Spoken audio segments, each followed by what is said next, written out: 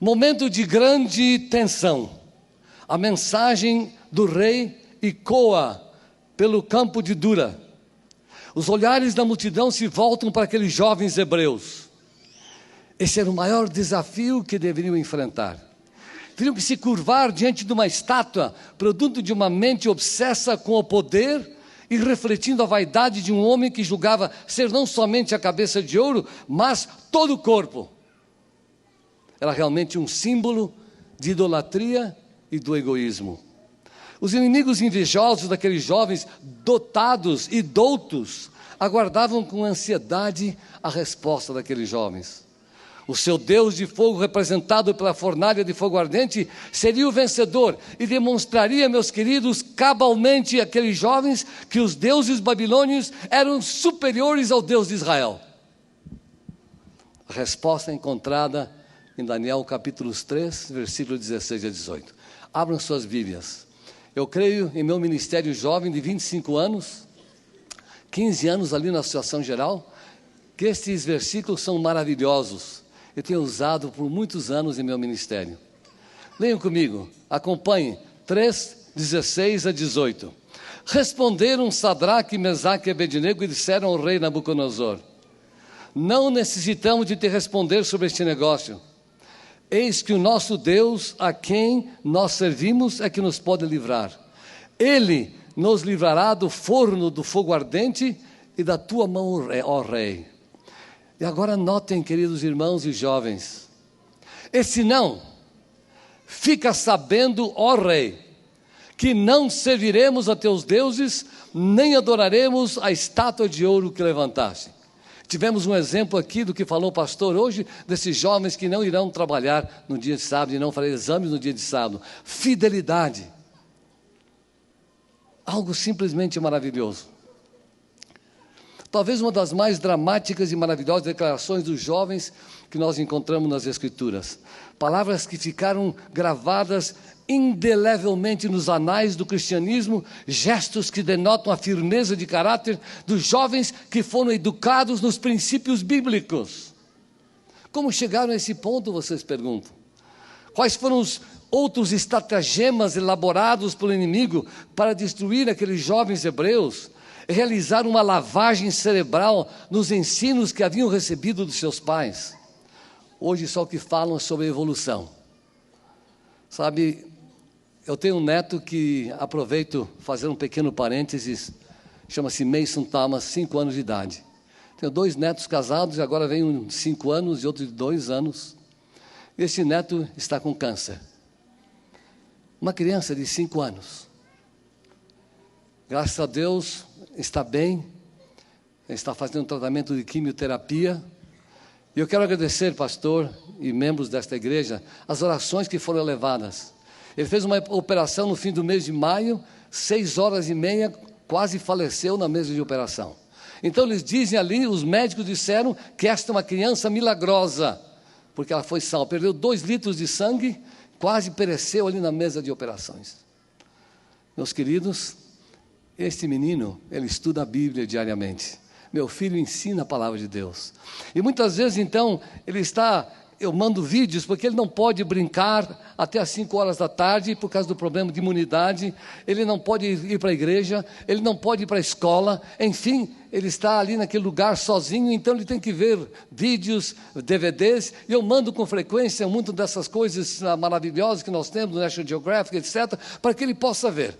Infelizmente, muitas vezes, quando estamos vendo esses DVDs, o que vocês escutam? Milhões e milhões de anos atrás ocorreu isso, isso e aquilo. Sabe qual é a resposta do meu neto de 5 anos? Baloney, bobagem. 5 anos de idade. E ele já crê que Deus é o Criador do universo. Amém, irmãos?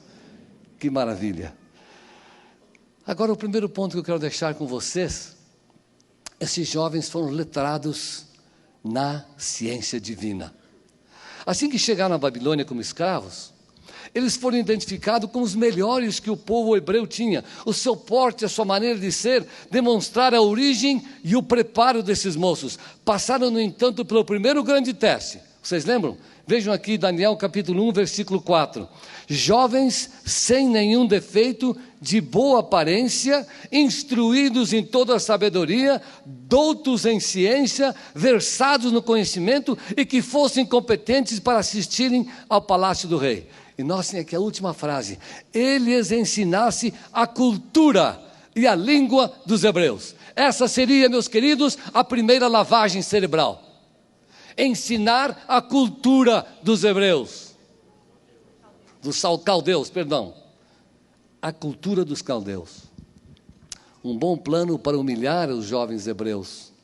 Seriam cativos servindo na corte real, uma demonstração da superioridade dos caldeus. O primeiro grande passo na lavagem cerebral seria para ensinar-lhes essa cultura e essa língua dos caldeus. Deveriam se familiarizar com a filosofia dos babilônios e seria uma oportunidade para eliminar tudo o que haviam aprendido em Judá e começarem a aprender novas ideias. Mais que nunca, jovens cristãos estão enfrentando diariamente o desafio das grandes universidades. Eu espero que vocês aqui, com o meu netinho de 5 anos, que digam balone, bobagem. Eles não sabem o que estão falando. Sabe, isso me faz lembrar uma experiência que eu tive alguns anos atrás. Eu estava na ilha da Islândia, um país muito interessante, e inclusive os astronautas foram a esta ilha, esse país, para se prepararem para descer à Lua. Muito inóspito, muito diferente, não há quase vegetação. E ali naquele lugar, então, eu tinha que tomar um voo para ir aos Estados Unidos. Naturalmente eu gosto de chegar cedo. Não gosto de chegar tarde, né? Pedi aos irmãos que me levassem bem cedo, porque chegasse, não me preocupasse em correr para cá e para lá.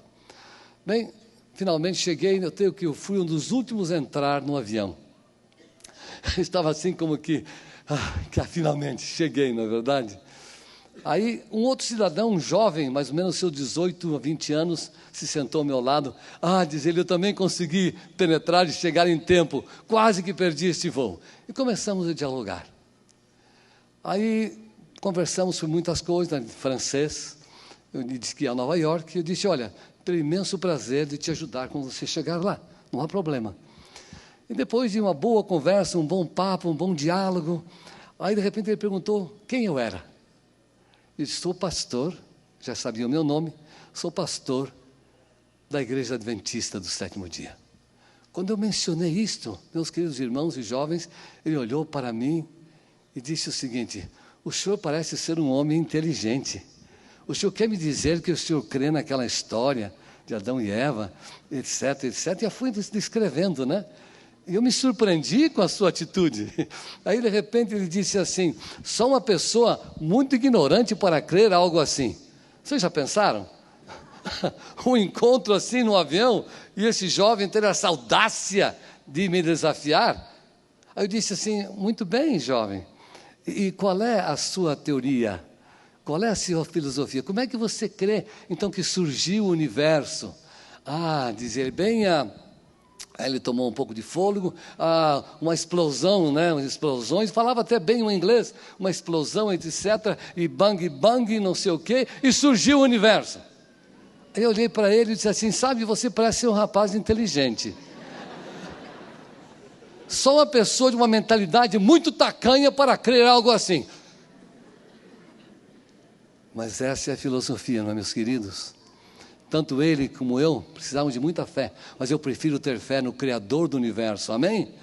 Aquele relógio, como podemos compreender um relógio sem um relojoeiro?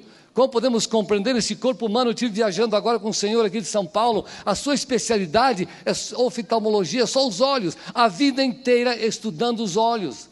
Meus queridos, não existe uma máquina como esta, como pode ser o produto do ocaso? Não, foi criada por Deus. Infelizmente, muitas vezes nós cuidamos mais das máquinas motoras que andam por aí do que esta máquina maravilhosa, criada por Deus. Bem, batemos um bom papo e dali conversamos bastante sobre o assunto e ele saiu pensando, eu penso, um pouco mais sobre a criação do universo. Mas essa é a filosofia do mundo. Homens e mulheres preferem crer na ciência moderna, com as suas teorias errôneas, do que acreditar na criação do universo por um Deus todo-poderoso.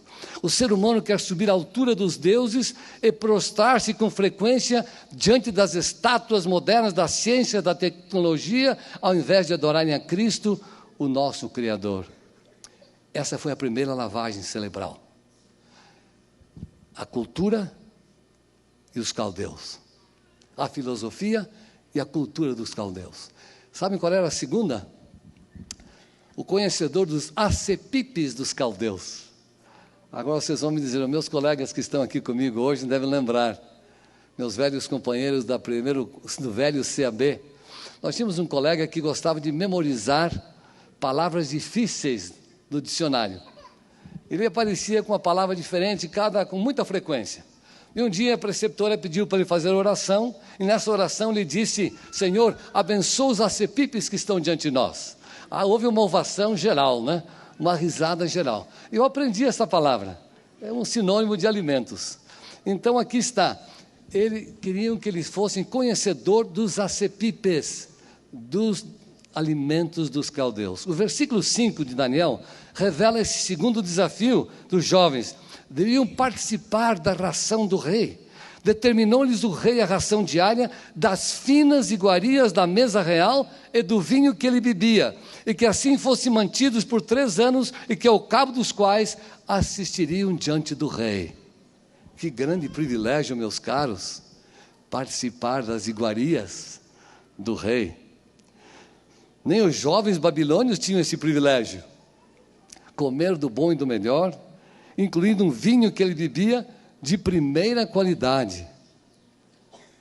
Quando eu estudava no ginásio diocesano, ali de lá em Santa Catarina, meus pais mudaram para São Paulo, e eu tive que ficar no ginásio diocesano. Ainda não conhecíamos esta mensagem. E então, fiquei muito amigo das freiras. E nós tínhamos um refeitório, era masculino, né? E ali então, aqueles padres, depois que terminavam de comer, batiam a campainha, e todos tinham que sair. E eu como que me atrasava sempre, né? Ainda não havia terminado. E quando todos saíam, então, eu invadia aquela mesa para comer as iguarias que ali estavam, que eram muito melhores do que aquela que nós recebíamos. Bom, de acordo com a serva do Senhor, o rei pensava dar-lhes uma expressão do seu favor e sua solicitude para com eles. É Patriarcas, Profetas e Reis, a página 460. No entanto, meus queridos, os jovens hebreus sabiam que esse não era o plano de Deus para as suas vidas. O versículo 8 revela a determinação de seu caráter, de não se contaminarem com as guloseimas do rei. Sabem que estudos e pesquisas em nossa igreja revelam que o nosso regime alimentar é superior e que os adventistas do 7º dia vivem de 6 a 9 anos mais que a população em geral. Isso está provado, irmãos. Vocês devem ter visto no National Geographic um vídeo que saiu mostrando que Loma Linda é um dos lugares onde as pessoas vivem com mais. Um médico, um cirurgião com quase 90 anos de idade. Uma senhora adventista que faleceu há pouco tempo com 104, 105 anos de idade. Demonstrando que há algo ali no regime alimentar que faça com que essas pessoas vivam muito tempo. Havia outro detalhe, irmãos. A comida era sacrificada aos ídolos e aos deuses dos caldeus. Profetas e Reis, página 482, a senhora White diz assim, que esses jovens haviam tomado a decisão de estrita temperança. Não estavam se contaminando com o que eles chamam lá na América de junk food. Não estavam cônscios, mas estavam cônscios que Deus exigia um cuidado especial para este corpo que é o templo do Espírito Santo. E como eu mencionei, há jovens e pessoas que cuidam mais das máquinas humanas do que a maior e mais complexa máquina do universo. Permita-me ler aqui algo interessante. Sabe que o corpo humano tem 5 milhões de cabelos, 650 músculos, 206 ossos e mais de 100 juntas. E notem agora, mais de 13 bilhões de células nervosas, e vejam este detalhe, 60 mil milhas, vamos fazer o total em quilômetros, de artérias, veias e capilares. Diz a Bíblia Graças te dou, visto que por modo assombrosamente maravilhoso me formaste. As tuas obras são admiráveis, e minha alma o sabe bem. Que corpo maravilhoso que é o nosso. Cuide, meus queridos jovens irmãos, dessa preciosidade que somos nós. E finalmente, a terceira lavagem cerebral. O máximo da lavagem cerebral, a mudança do nome daqueles hebreus. Para mim isto é vital. E é impressionante saber o que Nabucodonosor queria fazer com aqueles jovens. Nós encontramos no versículo 7 de Daniel 1 o plano mais astuto e sutil para limpar a mente dos hebreus de todas as resquícios do Deus e da cultura dos cristãos hebreus. A mudança do nome. E sabe que Hollywood sabe isso também. Eles mudam os nomes dos atores, das atrizes. Não é o mesmo nome. Eles mudaram o nome dessas pessoas. E o chefe dos eunucos lhes deu os nomes a saber. Vocês sabem. A Daniel, Beltesazar, Ananias de Sadraque, Misael de Mesaque e Azarias de Abednego. Daniel capítulo 1, versículo 7. Para entendermos o significado dessa manobra astuciosa, temos que entender o conceito do nome nos tempos antigos.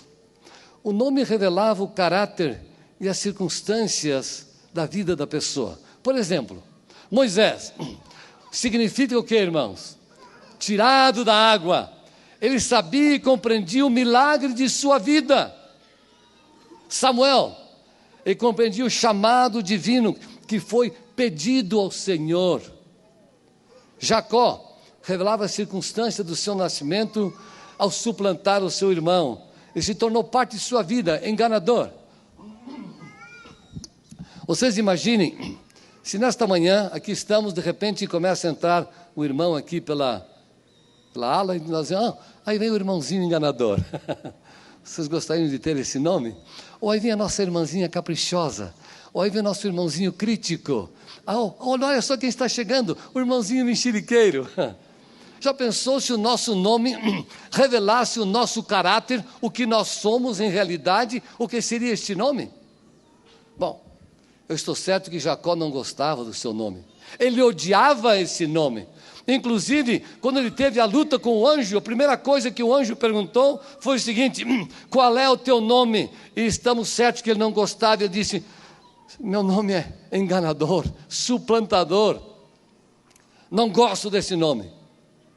Você será agora, terá um novo nome: Israel, príncipe e vencedor. Amém, irmãos?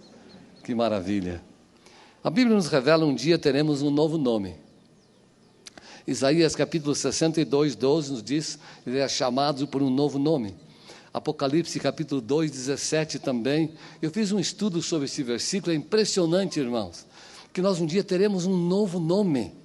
Sabe por quê? O nome revela o seu caráter. Então a Bíblia nos diz que o nome de Cristo estará onde, irmãos? Onde? Em nossas o quê? Nossas frontes. Será o vosso passaporte aos céus. Quando se abrirem os portais dos céus, não será você que vai entrar. Você será redimido pelo caráter de Cristo. Ele será aquele que nos levará para o reino eterno. Vocês já viram alguém com o nome de Judas? Eu ainda não. Eu gostaria de ouvir alguém aqui que vai dar o nome de Judas ao seu filho ou à sua filha. Quais são os nomes mais comuns hoje? Maria, João, José. Por quê? Os pais esperam que os seus filhos possam refletir o caráter desses ilustres personagens da Bíblia. Já vi pessoas que deram o nome de Napoleão Bismarck. Vocês podem ter ideia do que o pai quer que esse filho seja, né? Um general. Eu já vi outros nomes, por exemplo, como... há muitos outros nomes interessantes. Eu devo dizer a vocês que eu fico um pouco perplexo de uma família na África do Sul que deu o primeiro nome ao casal, ao seu filho. Eu estava fazendo um congresso de jovens naquela ocasião, e não sei por que a senhora estava grávida e gostou do meu nome, mas não o nome Léo, deu o nome de Ranzolin. Eu tenho estado em contato com ele muitas vezes. Coitado, eu tenho pena. O primeiro nome. Bom, examinemos rapidamente agora, para terminar, o significado e a razão pelos nomes recebidos pelos hebreus. Eu consultei o Dr. Siegfried Schwantes, que na minha opinião foi uma das grandes sumidades da nossa igreja. O professor Schwantes conhecia de 6 a 7 idiomas. Ele estudou lá, e quando eu estava terminando o meu mestrado, ali na velha Potomac University, ele estava terminando o seu doutorado em línguas bíblicas. O siríaco, o aramaico, o grego, enfim, todas essas línguas bíblicas. Ele tinha um conhecimento de pelo menos mais de 10 línguas. Então eu fui com ele. Eu queria saber um pouco mais do significado desses nomes. Por que Nabucodonosor deu esses nomes a esses jovens hebreus? Vejam aqui o resultado. Daniel. Daniel significa Deus é meu juiz. Belsazar quer dizer agora príncipe de Bel, sol. Em honra ao Deus dos babilônios, o número 1, um chamado Marduk, Bel protege a vida do rei. Ananias, a quem Jeová favorece, ou dádiva do Senhor. O seu novo nome, Sadraque, vem de Rak, o rei, o sol inspirado, iluminado pelo Deus do sol, servo de si. Misael, quem é como Deus? Ou quem é que Deus é? Quem é comparável a Deus? Que nome precioso!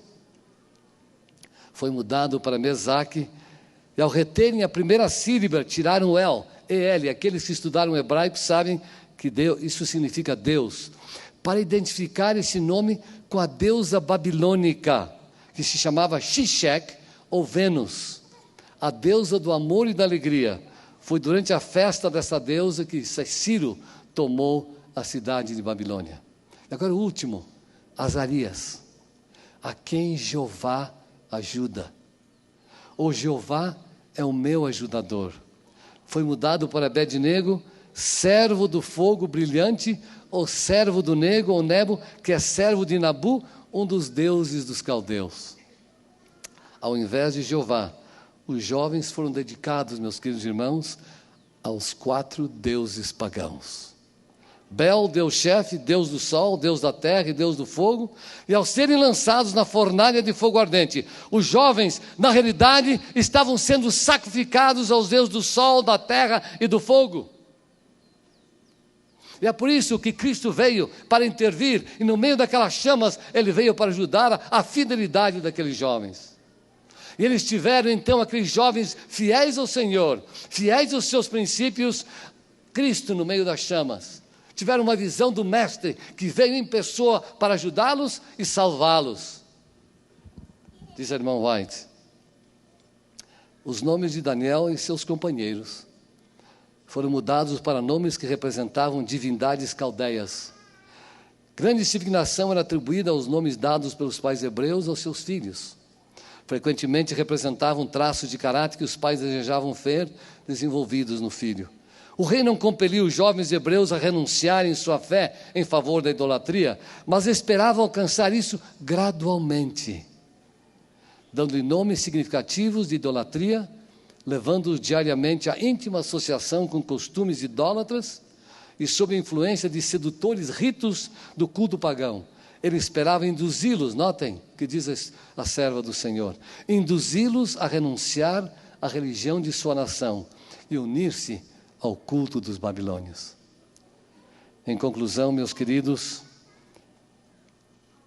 qual deve ser a nossa resposta nesta manhã? Isolamento ou comunhão?